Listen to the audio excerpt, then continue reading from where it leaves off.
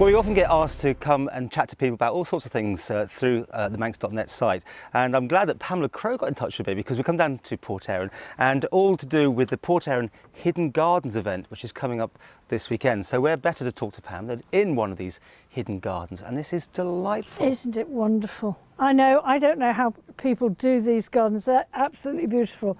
This one is a plantsman's dream, I believe. I would love to know what the names of all the plants are, but Jean will be here explaining them. Then there's Paul, who's worrying about his reindeer. He's been busy looking after them.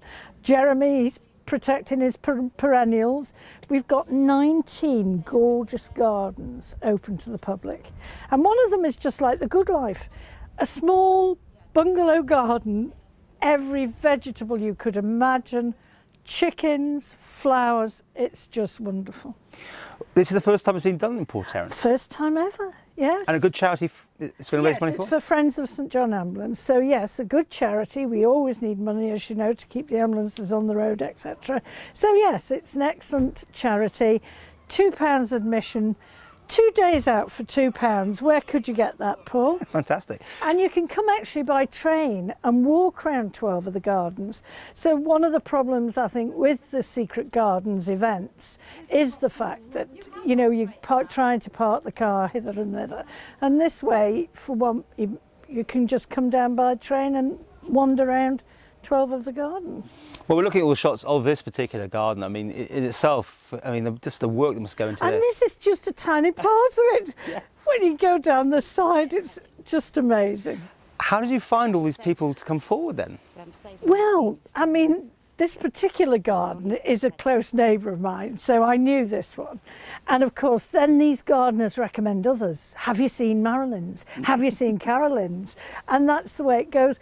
One of the gardens I remember as a building site 4 years ago.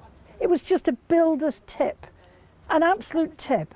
Now it is the most superb garden, and that's a garden on Arthur Park. It's absolutely beautiful. Yeah. So these people have opened up their properties. Yes. And people can wander around on what, Saturday and Sunday? Saturday and Sunday from 11 till 5 o'clock on both days. As I say, it's £2 a person admission. The brochures will be available with the maps in and the list of all the gardens, either at the gardens or at the Port Erin railway station. Okay, so up front, though, information, how do people find out? Do they ring somebody to find out where the hidden gardens are, or what? No. All the hidden gardens are in the brochure, and there's a map of where the gardens are. And so if anyone's particularly stuck and can't find a brochure, they're in florists throughout the island, Ramsey, Peel, Douglas, they all have some. But and if anyone's particularly stuck, they can ring me. My number's in the book. And before we go, it'd be remiss of me not to see how you're doing these days. I mean, you sort of disappeared from the political landscape, but life goes on. Oh yes, life always goes on. I've always had another life beside politics. It was never my first love. I loved the work. I really enjoyed doing the work. I loved some of the colleagues that I worked with, and some of the civil servants. I have fine friendships. But no, there's always been a life for me outside politics, and this is just one aspect of it. Including, I believe, a lovely B&B, but that's you have to look it up apparently. It's a gourmet B&B?